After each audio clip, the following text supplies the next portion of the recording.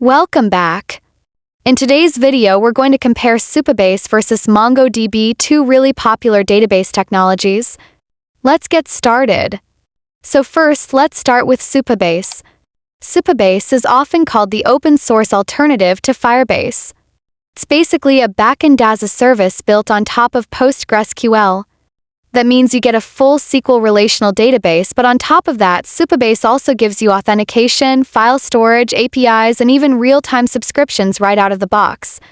The best part is, it's really easy to set up and works perfectly with modern front-end frameworks like React and Next. But keep in mind it's still fairly new, so it may not be as battle-tested as older solutions, and since it's tied to PostgreSQL, you're locked into that structure. Now on the other hand, we have MongoDB. MongoDB is a NoSQL database, and instead of working with tables and rows like SQL, it stores data in JSON-like documents. This gives you a lot of flexibility with your data structure, which makes it great for apps where the schema changes often or where you're handling a lot of unstructured data. MongoDB also scales extremely well and has a massive community and ecosystem. But compared to Supabase, it doesn't come with built-in authentication, storage, or APIs. You'll have to set those up yourself.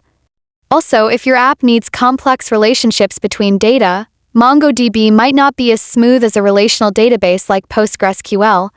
So which one should you use?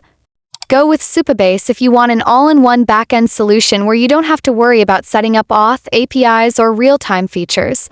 But if your project requires lots of flexibility, deals with unstructured or semi-structured data, or you're working at very large scale, then MongoDB is going to be the better choice.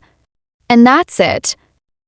If you found this useful, make sure to drop a like and subscribe for more tech breakdowns. Thanks for watching.